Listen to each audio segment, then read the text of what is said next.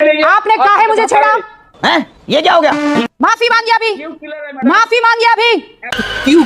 क्या हुई? Flashback. BJP कह रही है गिरेबान में झांकिए, लॉ एंड ऑर्डर को देखिए, क्या आपने स्थिति कर दी है, महिलाएं सुरक्षित नहीं है। अच्छा जी, अभी आप क्राइम की बात कर रही थी ना कि महिलाओं के रहने के लिए वेस्ट बंगाल से ज्यादा सुरक्षित इस देश में और कोई जगह है ही नहीं। बात तो सही है क्योंकि एनसीआर भी बोलता है कि सबसे ज्यादा रेप केसेस अगर कहीं हो रहे हैं तो राजस्थान में हो रहे हैं जहां भारतीय जनता पार्टी की शासन है, उसके बाद में मध्य प्रदेश में हो रहे हैं जहां भारतीय जनता पार्टी की शासन है, उसके बाद में महाराष्ट्र में हो रहे हैं। और आपको जानकर के हैरानी होगी कि west Bengal is one of the lowest as far as the rape is concerned. Yes.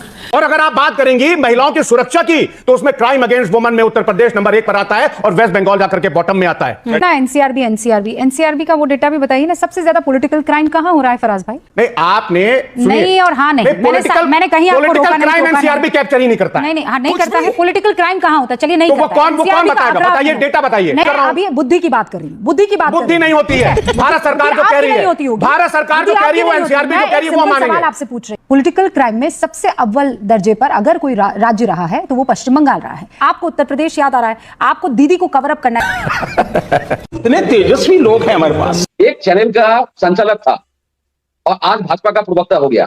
मैं सोच रहा हूं रूबिका मैडम कब ना भाजपा का प्रवक्ता बन जाए। शर्म नहीं आती आपको?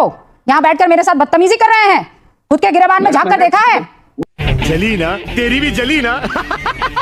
माफी मांगिए अभी, माफी मांगिए अभी।